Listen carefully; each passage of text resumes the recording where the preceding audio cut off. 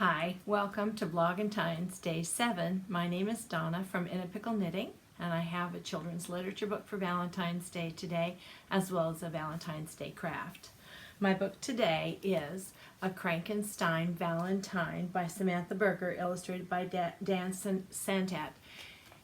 This book has a previous book that's just Frankenstein, so children to appreciate this most likely would already know about that book.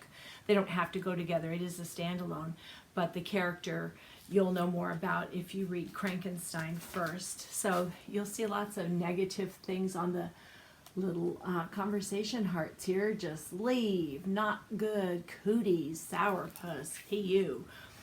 A Frankenstein is someone who's cranky on Valentine's Day, doesn't want to have anything to do with Valentine's Day. And so he looks like this little monster. At the end, you see a more normal face. That's his personality face. And his mother's waking him up, telling him he can't be cranky on Valentine's Day. This book does a lot of you would say Happy Valentine's Day, my love, but Frankenstein would say yuck, and he answers yuck to lots and lots of things. You would say, look who got brand new heart undies. Frankenstein would say yuck. So he's just grouchy, cranky, and of course I can't go through the entire book for you, but you see lots of yucks in this book. Notice his lunch is a heart-shaped sandwich with a heart napkin, and his juice is love potion. Now you'll see somebody else down here who's saying gack, because there's more than one cranky one. So that's why knowing the other story helps a little bit. He writes his own little Valentine. Roses are red, violets are blue. Valentine's Day stinks. Seriously, P.U. So this has humor in it, and the illustrations are very nicely done. He ends up in the school play, and of course he doesn't want to be in the play. But at the end, what he finds is that, I need to get to the right page here.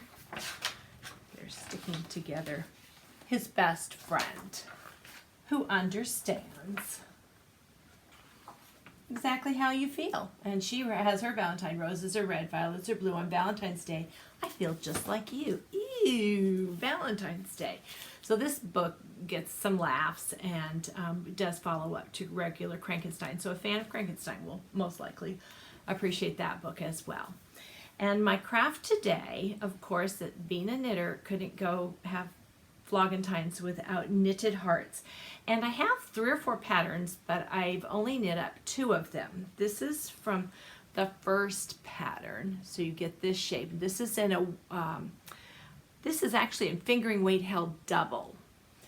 And then I also started doing them just in fingering weight with a smaller needle, so you can have a larger heart or the smaller heart here with this pattern. And you'll notice in this pattern you get large parts right here. This is a very interesting knit, and you do 1 seam, and that's down the back, so it's a fairly small seam, and if you just put that as the bottom, you don't see it at all. So that side you can sort of see my seaming. It's a little bit uneven there, but there are no seams anyplace else. So that's nice to not have seaming much. And I will show you the name of that pattern. That is called Hearts Knitting Patterns by Amanda Berry. So there are hers. And I think she suggests the worsted weight and a needle size. You do work it flat. So I think I used 2 DPNs with that, and I don't remember the needle size because I did do those a few weeks ago.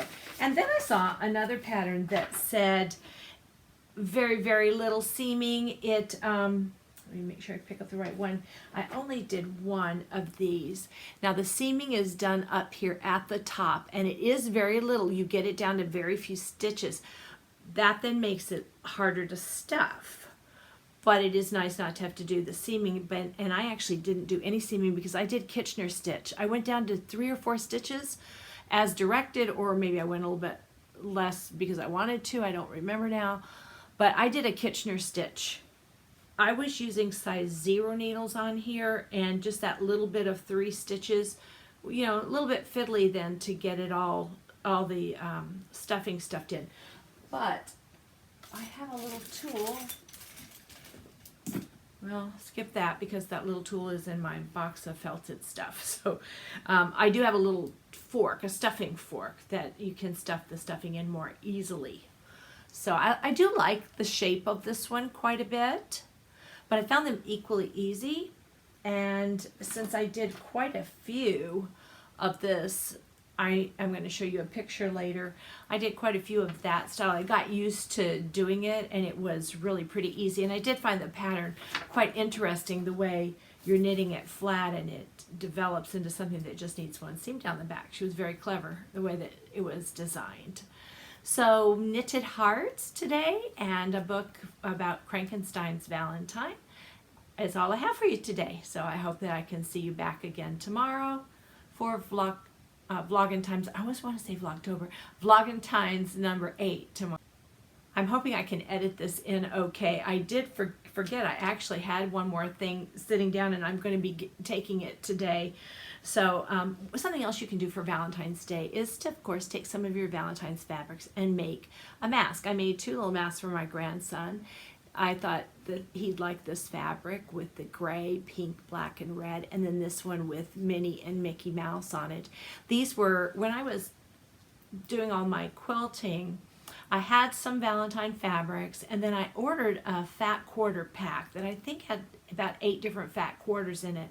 These 2 I did not want to use in any of what I was doing, because I was doing red and pink, and then this gray I just didn't feel like it fit my project, and this I really didn't want that Mickey and Minnie's on my, I didn't think the color fit nor the theme with what I was making, so I hated to not use them at all, and I thought, a nice mask for Valentine's Day. So make your Valentine a mask, and that will be showing love.